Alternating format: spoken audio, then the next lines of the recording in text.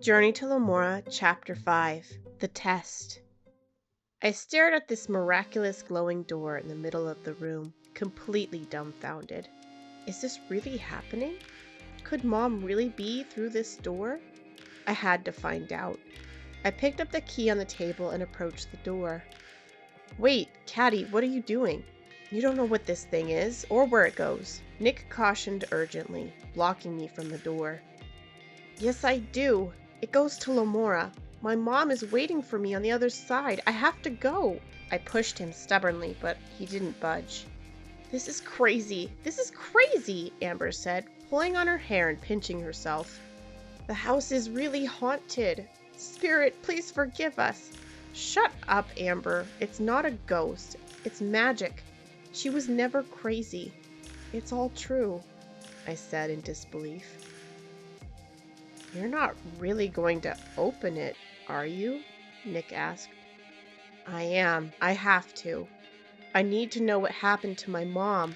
I stared determinedly into his eyes without flinching. Fine, but I'm coming too. You don't know what you're facing yet, Nick stated, moving aside to grab the journal. And this should have some answers. You can't be serious, Amber stammered. You're not leaving me here. What will I say when our parents get home? Make something up. You're good at that, I blurted out. It didn't matter anymore. I found a way to reach my mother and get all the answers I wanted for so long. Nick and I put on our jackets and filled a bag with food from the pantry and the journal. I went into the garage and grabbed the backpacks with survival gear we used in the summer for camping. There were 2 sets of everything. Flashlights, glow sticks, water canteens, ponchos, matches, first aid kits, and sleeping bags. Nick took the set that was originally for Dad, and I took my own. Nick had some of his own supplies in his old '98 Ford truck that was parked outside, including a 6-inch folding buck knife and towing rope. It took about 40 minutes to gather everything. The whole while, Amber kept trying to talk me out of it. The magical door was still there, gleaming in the middle of the room. I put the glowing key around my neck and scrawled a note for my father. Dad, I found something of Mom's and decided to check it out. I took the gear for a quick hike with a friend from school.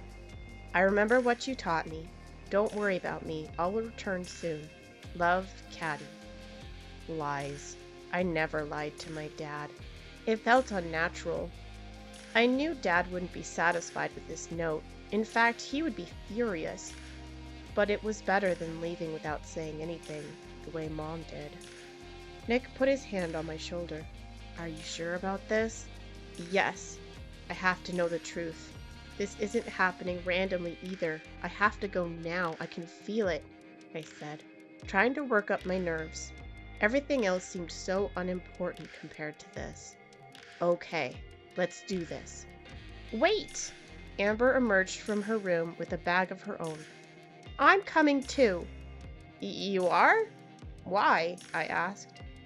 Well, Nick even said you don't know what you're getting into, and I want to help too, she said determined, and her cheeks flushed pink. Fine, if you insist, I said, scribbling onto the bottom of the note. P.S. Amber came with. Be back soon. Okay, no turning back, I decided as I approached the door with the key in hand. The large ornate key fit perfectly into the lock on the door, and it turned with a click. We all slowly stepped inside, with me at the lead. There was darkness, and then an electric shock of color.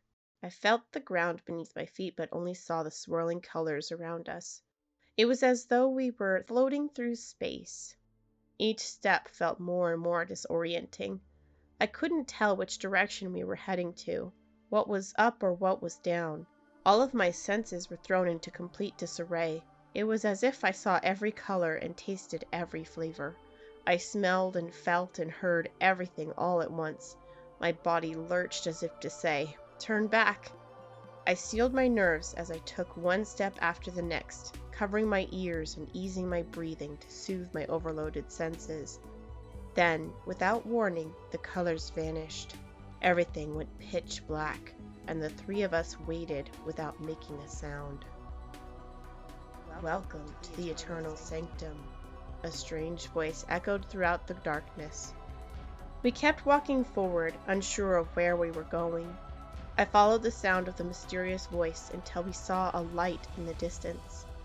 There was an open chamber, like that of an old church or temple, which sprung out from the darkness. It had 7 glowing doors in the back wall, with runes just like the ones we had stepped through. Each door glowed a different color, which left a rainbow of light on a pedestal at the center of the room. There, in front of the pedestal, stood a beautiful, otherworldly woman with ebony skin and a sheet of glittering white hair that fell past her waist. Her eyes were as golden yellow as the sun, and she watched us with a cat-like gaze.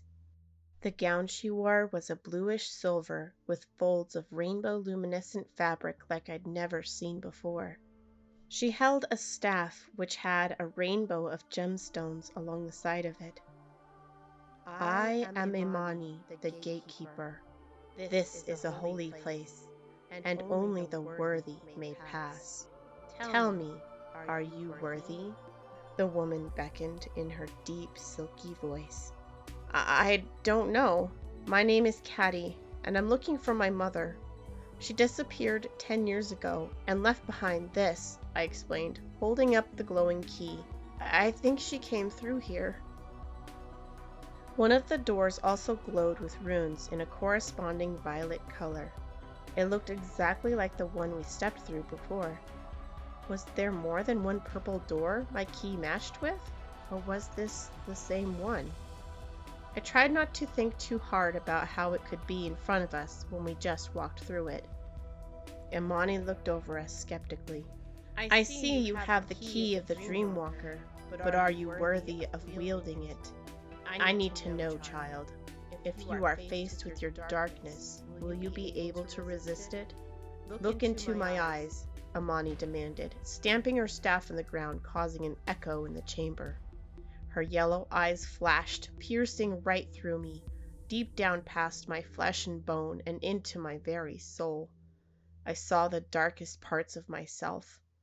I saw anger, resentment, jealousy, and deep sorrow.